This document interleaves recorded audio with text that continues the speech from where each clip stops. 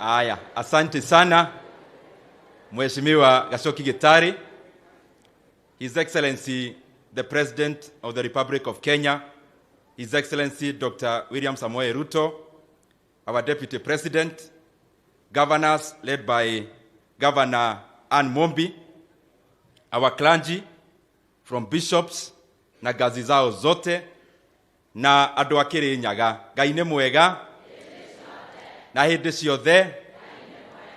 Bwana Yesu asifiwe. Muriega rĩngĩ andũ a Kirinyaga.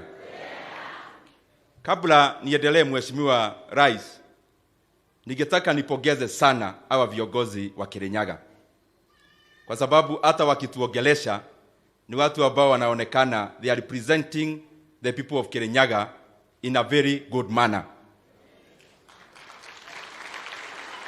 From the sobriety of GK to the forthrightness of Mary Maingi to the brain of Githinji to my brother Gachoki Gitari, asanteni sana kwa kuongoza watu wa Kirinyaga vizuri. I want to take this opportunity before I say one or two things to introduce my colleagues, sitting members of parliament, na nitawauliza kwa heshima wasimame niwatambulishe, alafu sasa nitasema moja. Tafadhali tusimame kwa sababu we are already here earlier, tunaweza simama kwenye tuko. Na tuko na Mheshimiwa wa Tigania West, Mheshimiwa John Mutunga Kanyuithia. Tuko na Mheshimiwa wa Ugenya constituency, Mheshimiwa David Ochieng. Na nipate leader amechaguliwa na chama yake. Tuko na Mheshimiwa Gideon Kimayo, Mheshimiwa wa Keio South. Tuko na Zahir Jihanda, Mheshimiwa wa Nyaribari Chache. Tuko na Mheshimiwa Engineer Joses, Mheshimiwa wa Mgwen pale Nandi. Tuko na Mheshimiwa Gitonga Mukoji Mwaneki, Mheshimiwa wa Manyata kule Embu. Tuko na Mheshimiwa, na muitaga my mother kwa sababu anaitwa the name of my mother, Mheshimiwa Jane Wajiru Kihara wa Naivasha.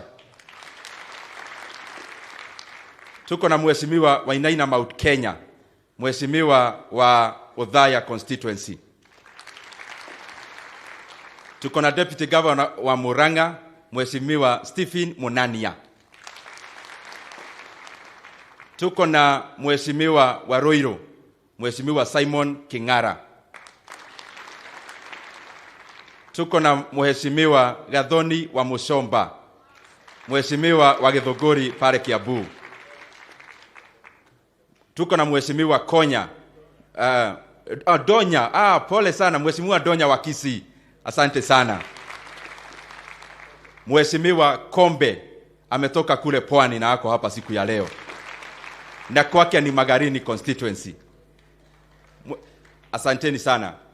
Mheshimiwa Rais, niruhusu kwanza nichukue nafasi hii nipongeze sana na niwapee asanti kubwa watu wa Kirinyaga, kwa sababu tulikuja hapa kuomba kura tukiandamana na wewe na Deputy President, na hawa watu walikuwa wamepewa temptation ya juu sana na wanaelewa hiyo temptation ya Gishogo, lakini pia wao wakasema wanachagua kiongozi ambaye atapeleka Kenya mbele. Andũ a Kirinyaga, reke njore Kanyaga akademucokerie ngatho cia mwanya muno muno muno nĩ ũndũ wa gũcagũra njamba ĩno na kura nyingĩ muno makĩria. Na ndĩmucokerie ngatho tondũ mainyu mũtirengarengaga mwaki. Inyuĩ andũ a Kirinyaga nĩ ndĩramũrutĩire ngobia na nginya thaa ici ĩrĩ yothe ndĩmũrutĩire ngobia, tondũ mageririe njĩra ciothe na ndikwenda gũthiĩ na thutha harĩa tumĩte, na mageria njĩra icio ciothe mũkĩmera Kenya ĩno nĩ yanyu. Kenya ti ya itonga igĩrĩ ithatũ, Kenya nĩ ya Akenya othe. Na mũgĩcagũra njamba ĩno na kura ikĩingĩra gĩkabu, mũgĩkindĩra, mũkĩongerera na igĩtĩkĩrĩra, na rĩu Hasla nĩwe president wa Kenya. Hayo mengine, Mheshimiwa Rais, unajua nimetembea na wewe na mimi hata sisemi na kupongeza. Na kupongeza number 1 kwa sababu tulizunguka Kenya tukaambia wakulima watapata pesa kwa mfuko. Na true to your word, now we have subsidized inputs. Mheshimiwa Rais, pia umepea naibu wako jukumu ya kuangalia mambo ambayo ni ya muhimu sana in our region. The issues of tea and coffee and other cash crops. And I know progressively we are moving towards an era of guaranteed minimum returns for our cash crops. Pia Mheshimiwa Rais, hii CBC ilikuwa imezungusha maprofesa, imezungusha au viongozi wengine. You have come and in your first year we will now have an implementable CBC. Na kupongeza kwa sababu umesema wale watu wako junior secondary waende katika primary schools, because we want to make basic education affordable. Na nataka pia niseme kwa niaba ya wazazi ambao wanatusikiza. Nimekuwa nikisikiza wazazi wa Kiharu, nimekuwa nikisikiza wazazi wengi katika Kenya. Tuko na ombi, najua unaijua, kwa hivyo nakupongeza. Hii maneno ya placements ya form 1s, especially those who have done very well in their KCPE. Na nakupongeza kwa sababu unaelewa hiyo maneno. Vile tumeacha delocalization ya walimu kwa sababu walikuwa wanateseka kwenda Bali, wengine wakienda retire. Even these form 1s ambao wanaitwa national schools, tungetaka tuunganishe Kenya, that is fine. Lakini kwa sababu I know your agenda is to make basic education affordable. Mtu wa Kirinyaga akipata 400 marks kwa sababu iko mashule mingi ya national, asipelekwe Bali sana kwenye mzazi anatafuta fare alafu anatafuta school fees. And I've said that because I know you already know about that. Tutaunganisha Kenya wakienda university, so that first of all waende national schools na waendelee na maisha yao ya kusoma na kuunganisha Kenya wakikutana na wengine wakiingia university. Jambo ya tatu, Mheshimiwa Rais, among your many agenda ambayo umeanza, iko moja ambayo ni ya umuhimu sana kwa vijana wa rika langu. Hii maneno ya housing project. And I know it has become one of your flagship projects. Mheshimiwa Rais, hiyo, even after employing many Kenyans, ambayo itafanya and spurring the economy in terms of supply chains within the construction sector, hii maneno ya housing inafanya kitu ingine ya ajabu sana katika uchumi wetu. Na hiyo kitu ya ajabu katika uchumi wetu, you know Mheshimiwa Rais, nowadays in Kenya, anyone who gets money from a teacher to an MP to a businessman, the first thing that we click into doing is to building rental houses. Now, Mheshimiwa Rais, what the housing project will do, it will now optimize private capital. People will now not only seek to build rental houses. This private capital will now go into other better areas within the economy, like manufacturing. Instead of building a 20 million flat, a person now would rather build a factory employing many Kenyans and adding value. And there is a great correlation to that, because Mheshimiwa Rais, China as a country has grown after, first of all, making sure that 90% people own homes. It has over 90% home ownership. Singapore has around 93% home ownership. What comes first is the ownership of houses, so that now people can free up their private capital into doing things that are more productive in our economy. And I'm sure within a very short time, we are going to head there. Ya mwisho. You know, Mheshimiwa Rais, mimi nimetembea na wewe. Na mimi nahurumia sana wale watu wanafikiria naweza tisha wewe. Mimi nimetembea na wewe hii Kenya, na kama iko maumau, Mheshimiwa Rais, ni wewe. Kwa sababu wewe hautishiki. Hakuna mtu anaweza kuletea maneno ati anakutisatisha.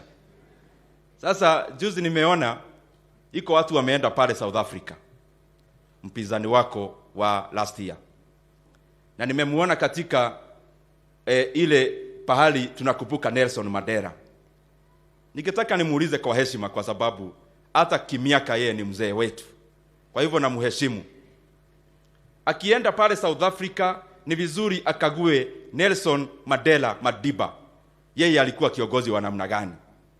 Yeye hakuwa kiongozi wa kutisha watu na wa kurusha mawe na wa maandamano.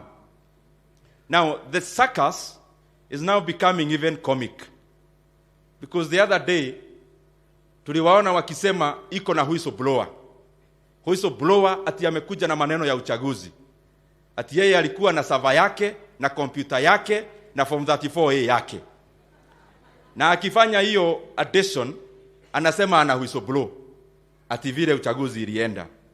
Nataka niwaeleze hawa whistleblowers, tulikuwa na World Cup na World Cup imeisha. Pengine hapo mngepata kazi ya whistleblowing. Kwa hivyo hii maneno mnasema ati mna whistleblow, hiyo maneno tafadhali mpe nafasi wa Kenya waendelee na maisha yao. And there is one specific fellow called Jeffrey Smith. Jeffrey Smith came, mtu hapo tu, ni Muamerika, na tunaheshimu wa Amerika kwa sababu tunafanya biashara nao na ni marafiki wetu. But this specific one founded a company called Vanguard Africa. This guy, last year during the elections, he was one of the contractors of Azimio. And they signed a contract upwards of $15,000. He was paid some money, ingine hajalipwa. Hiyo Vanguard Africa, John Githongo, amekuwa the advisor ya hiyo katika Afrika. Yule John Githongo alienda katika mahakama, anapeleka maneno hapo ati yako na ushahidi, majaji wakawamwambia atoroke. So sisi tunataka tuambie Tinga na hiyo grupu yote ambayo walikuwa wapinzani wetu last year, wa Kenya, hata kama tumesoma na basari, tumeerevuka. You cannot purport to whistleblow, and the person who is whistleblowing is your employee. This is a person you actually owe money. Please, hiyo madeni yenu munaitishana yenye hukulipa huyo Jeffrey Smith, mulipane pole pole, muache kutisha wa Kenya. Na pia nataka niwaeleze ya kwamba wewe uite maandamano hata kesho, lakini kama maandamano ni kitu ya manufaa na kabisa unaweza kuza uchumi wa Kenya na maandamano, kesho tukuone na jamii yako kwanza mstari wa mbele mkipeleka hiyo maandamano mbele. But I want to warn you that Kenya, there is no more person to intimidate. You cannot intimidate our President William Samoei Ruto. Huyo ni jaba. You cannot coerce anyone, and you cannot extract any personal benefit kwa kutishia wa Kenya utaandamana. Uandamane, ufanye nini? Lakini mimi kama Ndindi Nyoro nakuambia nikiwa hapa Kirinyaga, kwa hiyo maandamano yako usiguze biashara ya Mkenya hata mmoja. Na kwa hiyo maandamano mimi nitakuombea ruhusa hata kwa rais wetu, ikiwezekana hata serikali ipelekee watu maji pale na hata soda, wakiandamana wanakunywa kidogo wanarudi maandamano. Lakini waache kutishia wa Kenya, my friend. Sisi mlikuwa na deep state na system, na hiyo bado haikuweza hii mau. Sasa maandamano, my friend, acha ninyamazie hapo. Sasa nikikaa chini, ningetaka niite mmoja wetu asimamie hawa wengine wote. Mheshimiwa David Ochieng wa pale Ugenya pia yeye aseme jambo. Alafu Mheshimiwa Gashoki, you come back here uendelee na program. Karibu sana mheshimiwa.